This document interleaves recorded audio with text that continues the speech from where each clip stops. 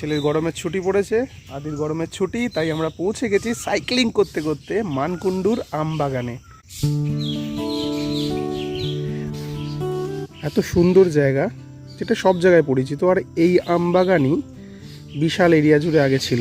এই নেচার হারিয়ে যাচ্ছে, আর আমি আমার ছেলেকে বলতে থাকি যে আমরা গাছ কেটে বাড়ি বানাই আর ভ্যাকেশানে সেই গাছ আর জঙ্গল দেখতে ছুটি কাটাতে যাই। ফানি আমরা না? ওই যে রাস্তাটা সোজা চলে যাচ্ছে, পুরো আম গাছে ভর্তি। এইখানে যাব, দেখব কত দূর কি। চলো, আজকের সকালটা দারুণ একটা জায়গা, বাড়ির খুব কাছে। এটাই আমাদের একটা প্লাস পয়েন্ট। হুগলি ডিস্ট্রিক্টের যারা গঙ্গার ধারে থাকি তারা নেচারকেও পাই, টাউনশিপকেও পাই, কিন্তু এই নেচার কতদিন পাবো সেটাই হচ্ছে ব্যাপার। হারিয়ে না যায় এই নেচার। ওইদিকে সোজা, ওইদিকে চ।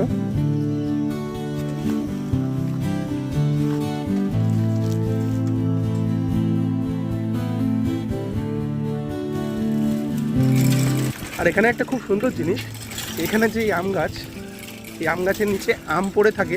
অনেক লোককে দেখছি এসে সকালবেলা আম কুড়োচ্ছে।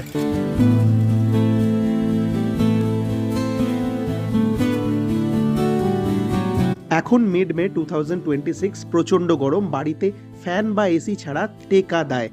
কিন্তু এইখানে গিয়ে মনে হলো নেচারকে যে আমরা হারিয়েছি তারই হয়তো মাসুল দিতে হচ্ছে আমাদের, কারণ এখানে গিয়ে গরম একেবারেই উধাও।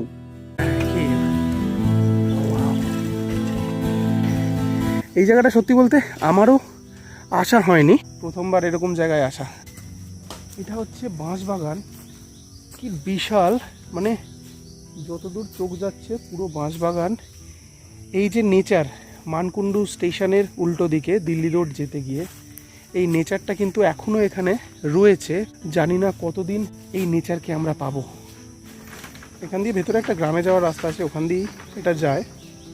হ্যাঁ, গ্রাম, টাউনশিপের খুব কাছেও আমাদের এখানে কিন্তু গ্রাম আছে।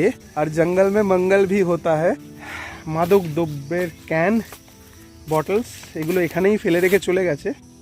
আদি চলে গেছে ওই দূরে, কি আছে দেখতে। আমিও যাই একবার দেখে আসি। এত সুন্দর নেচারকে এত কাছ থেকে দেখা, হাসিমারার থেকে চলে আসার পর নেচারকে অনেক মিস করতাম, এখনও করি, কিন্তু এই জায়গাটা আসার পর আজকে শান্তি পেলাম। এখন এই মোবাইলটা নিয়ে আদি যাচ্ছে ওই পাশটা রেকর্ড করতে সাইকেল চালিয়ে। ধরো। আচ্ছা, সাইকেলটা আমি ধরি। চারিদিকে শুধু বাঁশবাগান, বাঁশবাগান ছাড়া কিছু দেখতেই পাচ্ছি না। দূর দূর পর্যন্ত যত দূর চোখ যাচ্ছে শুধু বাঁশবাগান। রাস্তাটা অনেক লম্বা, কিন্তু ভালোই লাগছে। সামনে যাবো না, চলো এবার পেছনে চলি।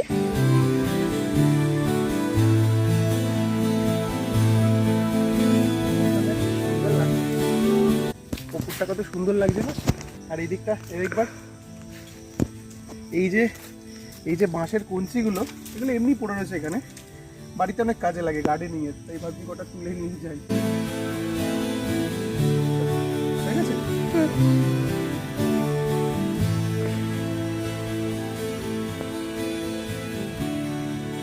এই যে নিচে যে গাছগুলো দেখছো, এই যে নিচে গাছগুলো এরকম, এটা হয়তো জংলি গাছ, কিন্তু এরকম এখানে অনেকেই শাকসবজির গাছ হয়ে থাকে। তাই জন্য বলে গ্রামের লোকেরা কোনোদিন না খেয়ে মরে না, কারণ আমরা যে লাউ, কুমড়ো, ঝিঙে এসব খাই, এইখানে জঙ্গলে এমনি হয়ে থাকতে পারে।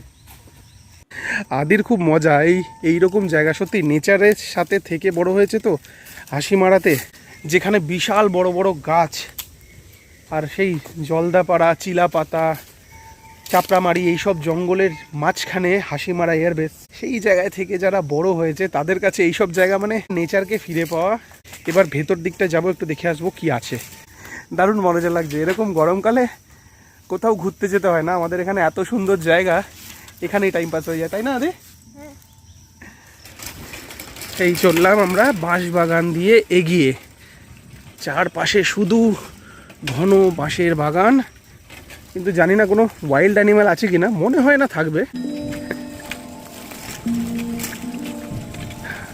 রাস্তা আছে এখানে, চলাচলের রাস্তা আছে, আমি জানি না রাস্তাটা কোথায় যায়, কত দূর যায়। যাচ্ছি,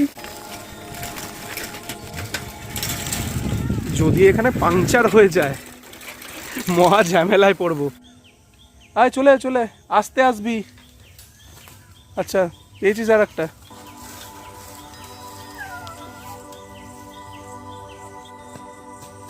আচ্ছা, এইখানে যে জায়গাটায় এসেছি দেখো, এটা কিন্তু ডিপ কোর জঙ্গল, আর সেই জঙ্গলের মাঝখানে একটা পুকুর রয়েছে, এটা কেটে করা। ট্রেনের আওয়াজ শোনা যাচ্ছে, কেননা মানকুণ্ডু স্টেশনটা একদমই কাছে। মানে যদি কেউ মানকুণ্ডু স্টেশনে নেমে এখানে হেঁটে আসতে চাও, হেঁটেও আসতে পারো, এতটাই কাছে মানকুণ্ডু স্টেশন থেকে। আর এটা কিন্তু ডিপ জঙ্গল, মানে বেশ ভালো গভীর জঙ্গল, কিন্তু এরিয়াটা খুব কম, কারণ চারপাশ থেকে আস্তে আস্তে ছোট হচ্ছে এই জায়গাটা, আস্তে আস্তে ছোট হয়ে যাচ্ছে, বাড়ি ঘর হচ্ছে, ফ্ল্যাট কালচার চলে আসছে। কিন্তু আমাদের উচিত এই জায়গাগুলোকে নষ্ট না করা। এইগুলো হচ্ছে হুগলি ডিস্ট্রিক্টের, যেরকম বলে না যে অ্যামাজন পৃথিবীর ফুসফুস, এই জায়গাটা কিন্তু হুগলি ডিস্ট্রিক্টের ফুসফুস। চন্দননগর টু মানকুণ্ডুর মাঝখানে যে এই বাগান রয়েছে, আম বাগান, বাঁশ বাগান, এইটার জন্যই এই জায়গাটা কিন্তু পরিচিত। এই জায়গাগুলো যেন শেষ না হয়ে যায়। নতুন সরকার, আশা করি এই ইললিগাল প্রমোটিং, যেখানে সেখানে বাড়ি তৈরি করে জঙ্গলকে শেষ করে দেওয়া, সেগুলো আর হবে না। এইগুলোকে ধরে রাখা অবশ্যই দরকার। তোমরা কি বলো? অবশ্যই কমেন্ট করে জানিও।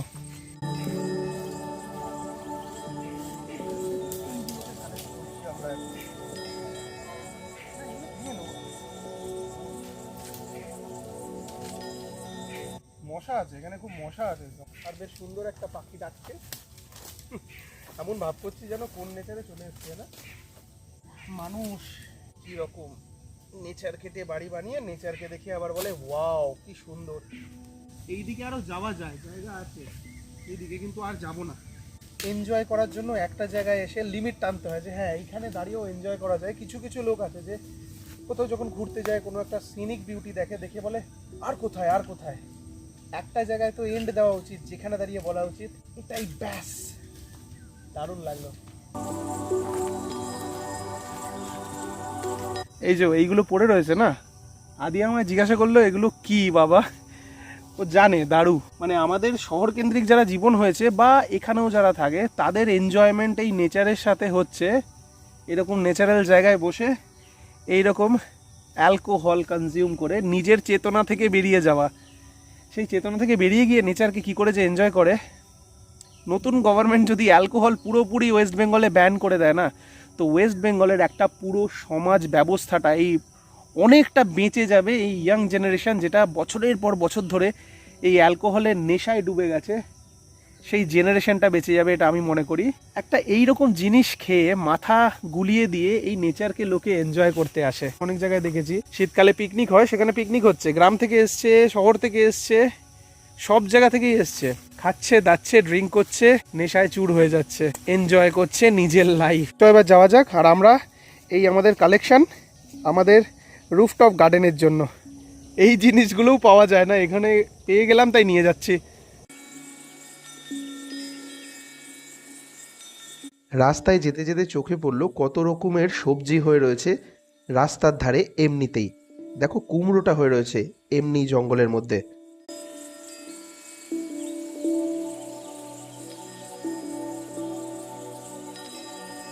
প্রধানমন্ত্রী গ্রাম সড়ক যোজনায় অনেক গ্রামই সুবিধা পেয়েছে।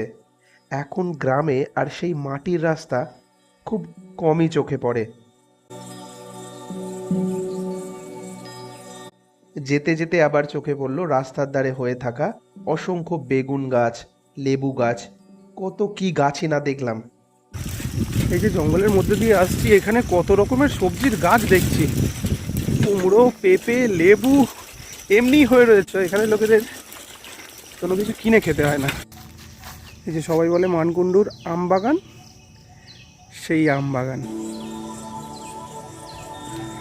আর এই যে গাছগুলো, এই গাছের কাঁচা আম একটা আদি বললো পারবে, বললাম পার, কেউ কিছু বললে তখন দেখা যাবে।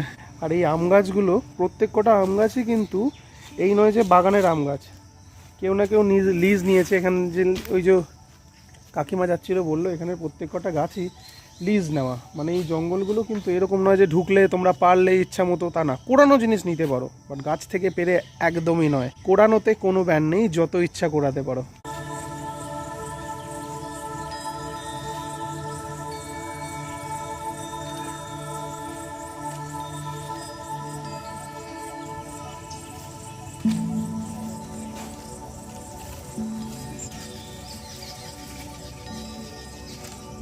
আদি আম পারবে, তাই একটা রেডিমেড আঁশকি বানালাম, এটা দিয়ে যদি একটা আম পারতে পারে আদি।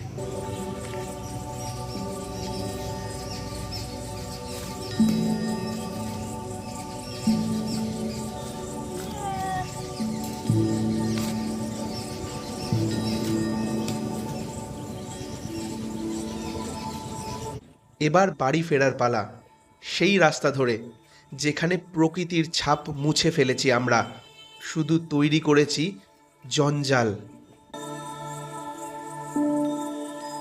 তোমরা বলবে এরকম ভিডিও বানিয়ে ব্যাকগ্রাউন্ডে বড় বড় কথা অনেক বলা যায়, একা মানুষ আমরা কি করতে পারি? নেচারকে তো প্রত্যেকে আমরা সবাই মিলে মারছি। আমি এখানে একবারও বলবো না চলো আমরা মিলে আবার নেচারকে বাঁচাই। আমি ভগবানের কাছে প্রার্থনা করব আমরা যেন ধূলিসাৎ হয়ে যাই, মিশে যাই মাটির সাথে, যাতে নেচার আবার নিজে থেকে গড়ে ওঠে আমাদের ছাড়া। অনেক সাইক্লিং হয়ে গেছে।